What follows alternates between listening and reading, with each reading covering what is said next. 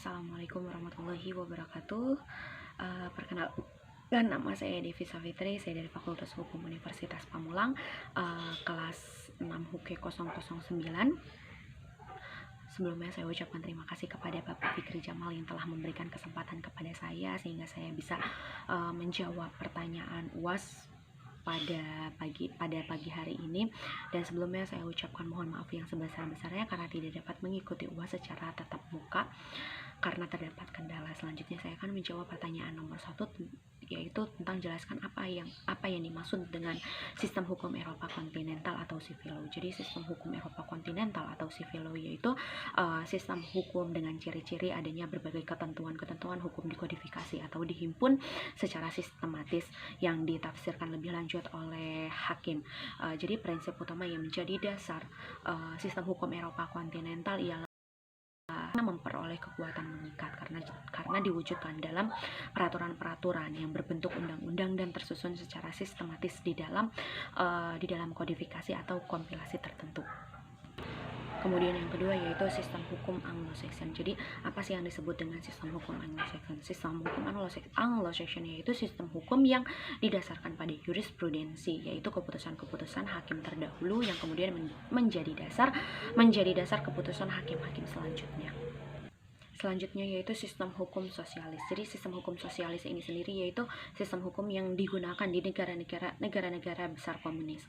Hal ini didasarkan pada sistem hukum sivil ideologis Marxis dan Leninis. Jadi selama periode perang dingin, sistem hukum sosialis ini dimasukkan ke dalam sistem hukum Uni Soviet dan negara-negara bekas satelit di Eropa Tengah dan Timur. Selanjutnya yaitu sistem hukum adat. Jadi apa sih yang dimaksud dengan sistem hukum adat? Jadi di sistem hukum adat yaitu keseluruhan kaidah-kaidah atau norma-norma baik tertulis maupun tidak tertulis yang berasal dari adat istiadat atau kebiasaan masyarakat untuk mengatur tingkah laku dalam kehidupan bermasyarakat di Indonesia dan yang melanggarnya itu akan dikenakan sanksi. Kemudian yaitu sistem apa sih yang disebut dengan sistem hukum Islam. Jadi sistem hukum Islam adalah yaitu syariat yang berarti aturan yang diadakan oleh Allah Subhanahu wa taala untuk umatnya yang dibawa oleh Nabi Muhammad SAW, baik hukum yang berhubungan dengan akidah atau kepercayaan, kemudian hukum-hukum yang berhubungan dengan amaliyah atau perbuatan yang dilakukan oleh umat muslim semuanya. Selanjutnya saya akan menjelaskan tentang pertanyaan nomor 2, yaitu jelaskan mengapa sistem hukum common law dianggap tidak mempunyai kepastian hukum yang tetap. Jadi dalam sistem hukum ini hukum yang berlaku adalah hukum tidak tertulis atau hukum kebiasaan yang berkembang melalui putusan-putusan pengadilan. Hakim dalam hal ini menggunakan keputusan hakim terdahulu sebagai dasar pembenaran keputusan.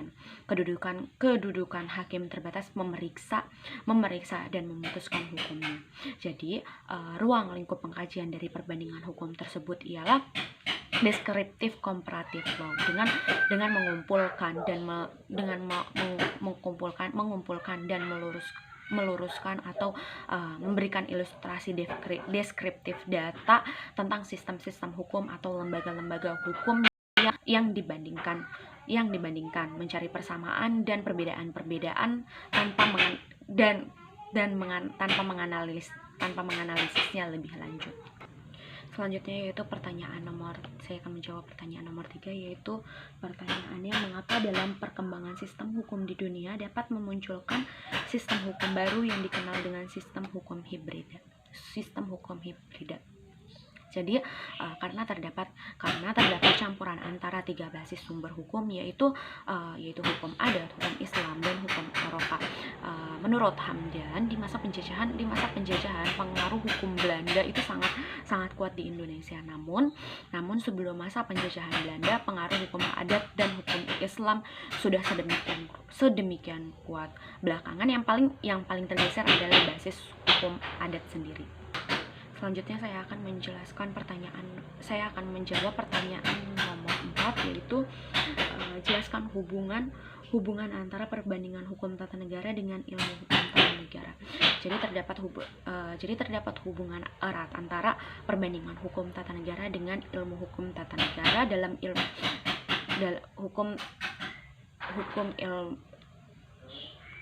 dengan ilmu hukum tata negara. Karena dalam ilmu hukum tata negara kita tidak dapat melepaskan diri dari penggunaan perbandingan dengan hukum tata negara lainnya. Selanjutnya saya akan menjawab untuk pertanyaan nomor 5, yaitu jelaskan perihal asas street liability yang diberlakukan di Indonesia dan Inggris. Yang pertama saya akan menjelaskan tentang asas street liability yang berlaku di Indonesia. Jadi istilah yang digunakan dalam bahasa Indonesia adalah pertanggungjawaban mutlak. Diterapkan asas street liability di Indonesia yang menganut sistem civil law, yaitu berhubungan kuat tidak mengenal ajaran street liability yang berasal dari sistem hukum common law tersebut. Selanjutnya yaitu asas street liability Inggris. Walaupun pada prinsipnya berlaku asas mens rea, namun di Inggris ada delik-delik yang tidak mensyaratkan adanya mens rea. Si pembuat sudah dapat dipidana apabila ia telah melakukan perbuatan sebagaimana dirumuskan dalam undang-undang. Terima kasih, itu saja jawaban yang bisa saya berikan untuk UAS perubahan ini. Saya ucapkan dan wassalamualaikum warahmatullahi wabarakatuh.